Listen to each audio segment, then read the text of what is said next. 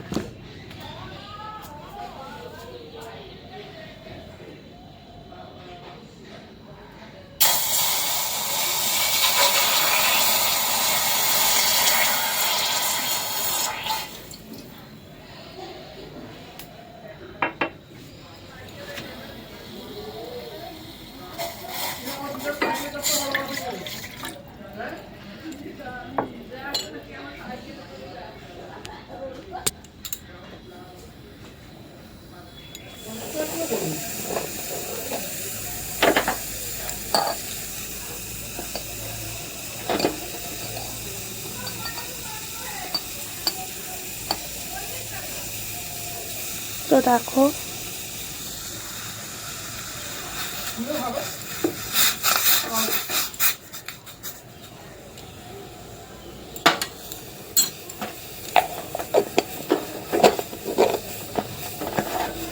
দেখো এই পাউডারটা খেয়ে আমি কিন্তু অনেকটা উপকার পাচ্ছি। তোমরা যদি চাও যে এটা কী কী দিয়ে বানাই, তো আমি আবার পরে বলে দেব। আর এটা কিন্তু ওয়েট লসের জন্য খুব ভালো একটা। তারপরে দেখো আমাদের এখানে মাছ এসেছে আর সে নিয়ে এসেছে এই সয়না ফুলগুলো। তো বেশ ভালো লাগে সয়না ফুল খেতে, অনেক দিন পরে দেখতেও পেলাম। আর এখানে বিভিন্ন ধরনের মাছ এনেছিল। আজকাল এমনই অবস্থা যে সয়না ফুলও কিনে খেতে হচ্ছে। তো তারপরে দেখো এখানে তো চাটা আমি ঠান্ডা করতে দিয়েছিলাম, আমি এটা চাই বলি। আর এর মধ্যে কিন্তু তোমরা আদাও দিতে পারো একটুখানি। তো তারপরে দেখো এটা ছেঁকে নিলাম আর এই তো খালি পেটেই আমি এটা খাই। তো এক কাপ আমি খেয়ে নিলাম এই জলটা। আর এখানে দেখো মা তো মাছ নিয়েছে, আর এই দুটো মাছই নিয়েছে কারণ আমি আর মা খাবো। তো এই দুটো মাছই আমাদের জন্য যথেষ্ট। তো এখানে দেখো আর মাছটা ভালো করে মা বেছে নিচ্ছে। আর এখন আর রাত্রেবেলা মাছ খায় না, কারণ রাত্রেবেলা মাছ খেলে একটু সমস্যা দেখা দিচ্ছিল। তো সেই কারণে শুধুমাত্র দিনের বেলাতেই মাছগুলো খাওয়া হয়। আর এই ভোলা মাছটা কিন্তু খেতে বেশ ভালো লাগে। লাল রঙের যেটা থাকে ভোলা মাছ সেটা অতটা ভালো লাগে না, এই ভোলাটাও বেশ ভালো। আর দেখো পেটে ডিমও হয়েছে। তো তারপরে দেখো আমি সকালের জন্য একটা হেলদি ব্রেকফাস্ট বানাচ্ছি। তো বাসি রুটি থাকলে তোমরাও এটা করতে পারো। তো আগের দিনের রুটি ছিল, তো সেটা আর খাওয়া হয়নি, একটাই খেয়েছিলাম আর দুটো রেখে দিয়েছিলাম পরের দিনে। দেখো আমি একটা জিনিস বানাচ্ছি, তো তোমাদের সাথে তো পুরোটা শেয়ার করছি। আর তোমরাও এটা বানাতে পারো খুব সহজেই। দেখো এখানে যেমন শীতকালীন যে সমস্ত সবজিগুলো সেগুলো নিয়ে বসে পড়েছি আর সেগুলো ভালোভাবে ছোট ছোট করে কেটে নিচ্ছি। তো এটা কিন্তু খুবই একটা হেলদি একটা খাবার হবে। আর যারা একটু ফাস্ট ফুড অ্যাভয়েড করো তো তারা এটা খেতে পারো। তো পুরোটা দেখো ভিডিওটা, তোমরা দেখলে বুঝতে পারবে আমি এটা কী বানাতে চাইছি। তো এখানে দেখো পেঁয়াজটাও কুচিয়ে নিচ্ছি। আর এই রেসিপিটা কিন্তু আমি ইউটিউব দেখেই দেখেছি, একজনকার ব্লগ দেখে। জয় অমৃত বলে একটা চ্যানেল আছে, তো সেই দিদিভাইটা এই রেসিপিটা বানিয়েছিল, তো তার দেখেই শেখা। আর এখানে দেখো আমি ক্যাপসিকামটাও কেটে নিচ্ছি। আর এখন শীতকালে তো সবজি সমস্ত রকমেরই অ্যাভেলেবেল, তো তোমরা চাইলেই এই রেসিপিটা করতে পারো। তো দেখো আমি এখানে আনাজগুলো নিয়ে ভালো করে ধুয়ে নিতে গেলাম। আর মা এখানে বাঁধাকপিটা ভালো করে ছোট ছোট করে কুচিয়ে দিচ্ছিল, কারণ মায়ের মতো তো আমি বাঁধাকপিটা অত ছোটো ছোটো করে করতে পারবো না। তো সেই কারণে মা এখানে কুটে দিচ্ছিল। আর আমার ঠাকুমাও কিন্তু বেশ সরু সরু করে বাঁধাকপি করতে পারতো। আমার এখনও মনে আছে বাড়িতে আনাজ আমার ঠাকুমাই সবাইকার কেটে দিত, মানে যে বৌমা ছিল 3 বৌমারই আনাজ ঠাকুমাই কেটে দিত। তো দেখো এখানে রুটিটাকে ভালো করে নিয়ে আমি এরকম সরু সরু করে চাউমিনের মতো করছি। প্রথমটা একটু অসুবিধা হচ্ছিল, তো তারপরে আমি দু আধখানা করে নিলাম রুটিটাকে, তারপরে ভালোভাবে সরু সরু করে কিন্তু কাটা যাচ্ছিল। দেখো দেখতেই পাচ্ছ প্রথমটা একটু অনেক উল্টোপাল্টা হয়ে গেছিলো। আর তোমাদের বলি, আমি কিন্তু রুটি একদমই পছন্দ করতাম না আগে। আমি রুটি খেতামই না, শুধু মুড়ি খেতাম। কিন্তু কি বলো তো, মুড়িও বেশি খাওয়া ভালো নয়, তো সেই কারণে রুটিটাই খাওয়া ধরেছি। আর এখন প্রায় সময়ই রুটিই খাই। তো দেখো এখানে চাউমিনের মতো আমি সরু সরু করে নিলাম, অত তো সরু হয়নি। আর এগুলো ধুয়েও নিয়ে চলে এসেছি। তারপরে অল্প সামান্য একটু তেল দিয়ে এগুলো ভাজতে বসিয়ে দেবো। প্রথমে পেঁয়াজটা আগে দিয়ে দিলাম, তারপরে পেঁয়াজটা মোটামুটি ভাজার পর সমস্ত রকম সবজিগুলোও দিয়ে দিলাম। এরপরে দেখো ভালো করে নাড়াচাড়া করে চাপা দিয়ে দিয়ে আমি কিন্তু এটাকে ভাজবো। যেহেতু অল্প তেল দিয়েছি, তো সেই কারণে চাপা দিয়ে দিয়ে আমাকে এটা ভাজতে হবে। আর যেহেতু কোনো মশলা ইউজ করছি না, তো সেই কারণে আমি কাঁচা লঙ্কা এখানে ইউজ করছি। আর এখানে দেখো একটু বাঁধাকপিটাও দিয়ে দিলাম ভালো করে ধুয়ে। তারপরে আবার ভালো করে নেড়ে চেড়ে চাপা দিয়ে দেবো। আর এটা কিন্তু পুরো চাউমিনের মতোই খেতে হবে। চাউমিনে দেখো বিভিন্ন ধরনের সবজি দিয়ে কিন্তু বানানো হয়, আর সেই সমস্ত সবজিগুলোই আমি এখানে দিয়েছি। আর এতটা সবজি কিন্তু আমি একেবারে তো খেতে পারবো না, একেবারে আমি ওই রাত্রের জন্যই বানিয়ে নিলাম। রাত্রে ভাবছি এটাই খেয়ে নেব, তো সেই কারণেই এতটা সবজি দিয়ে এটা বানানো।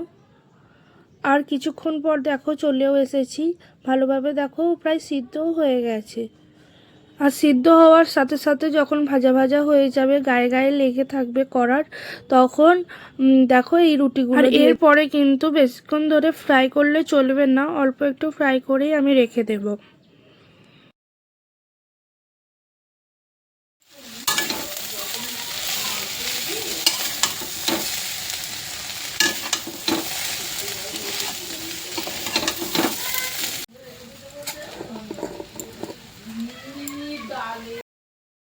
তো দেখো এখানে রুটি দিয়ে চাউমিন বানানো আমার কমপ্লিট হয়ে গেছে। আর এখানে তুলেও নিচ্ছি অল্প পরিমাণে, যতটা এখন খাবো। আর তোমরাও একবার ট্রাই করো, দেখবে ভালোই লাগবে খেতে।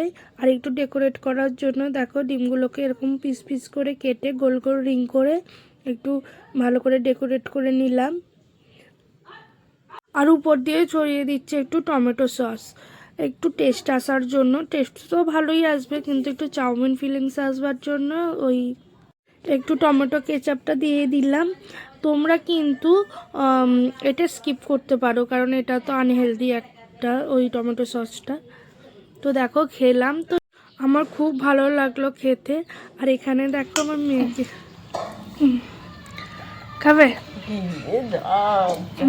খাবে খাবে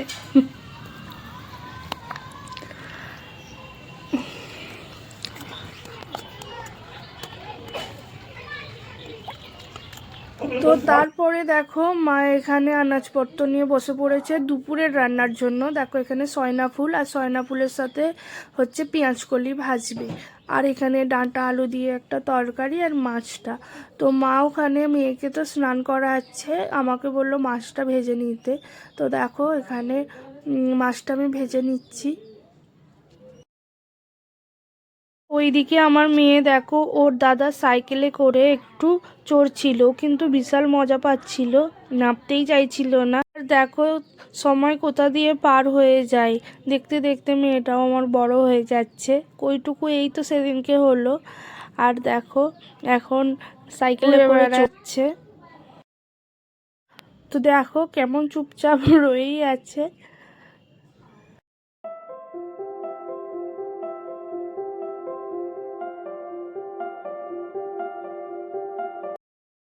তারপরে দেখো আমি উনুনের জালও দিয়ে নিচ্ছি, আর কড়াটা ভালো করে গরম করে নিয়ে তার মধ্যে তেলটা দিয়ে দেব। আর উনুনে রান্না করতে কিন্তু মোটামুটি বেশ ভালোই লাগে, আর এই শীতকালে তো আরও বেশি ভালো লাগে। উনুনের সামনে বসে। তো দেখো এখানে মাছগুলো আমি ভালোভাবে দিয়ে দিলাম।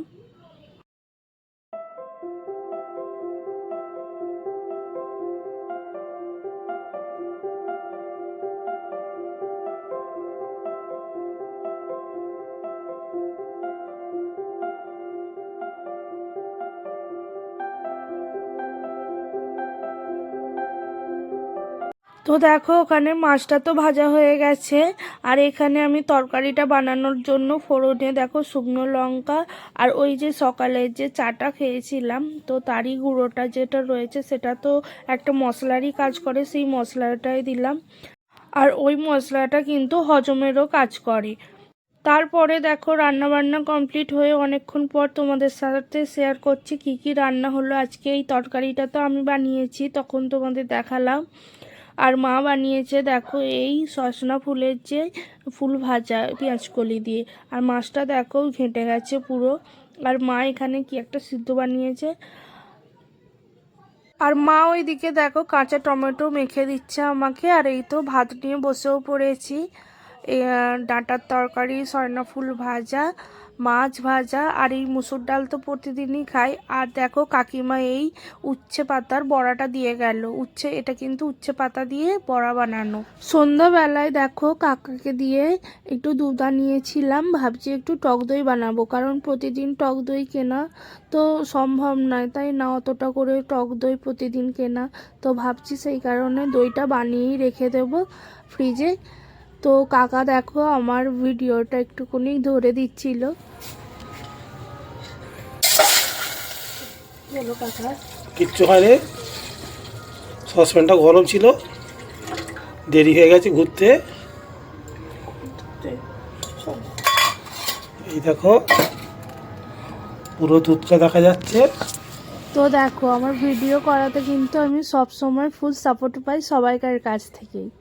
তারপরে দেখো এখানে বাটিতে টক দইটা ভালোভাবে মিশিয়ে নিচ্ছি। এই বাটিটাতেই ভাবছি টক দইটা পাতবো।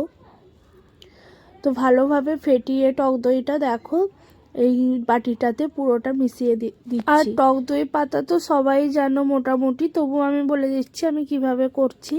দেখো দুধটা ভালো করে ফুটিয়ে পুরো ঘন করে নেব। এখানে আমার তো 1.5 পোর মতো দুধ রয়েছে। যখন ওই 1 পোর মতো হয়ে যাবে তখন আমি গ্যাসটা অফ করে দেব।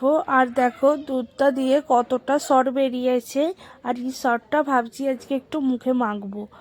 আগে কিন্তু ছোটবেলায় আমার দিদা যখন দুধ দিয়ে যেত, মানে আমার মামার বাড়িতে গরু ছিল, তো মাঝে মধ্যেই দিদা দুধ পাঠিয়ে দিত বা নিয়ে আসতো। আর তখন ওই দুধ তো অন্যরকমই দুধ, সর হতো অনেকটা মোটা। আর এখনকার দুধ তো কী বলবো, দেখতেই পাচ্ছ। আর তো দেখো দুধটা আমি ঢেলে এখানে চাপা দিয়ে দিলাম। মা পরের নাইটি দিয়ে ঢেকে রেখে দিয়েছিল। আর এখানে দেখো সন্ধ্যাবেলা মা এখানে ডিমটা ভাজছে, কারণ ও এসেছিল মেয়েকে দেখতে, তো সেই কারণে দেখো ডিমটা ভেজে নিচ্ছে। আর ওইদিকে চাও বসিয়েছে।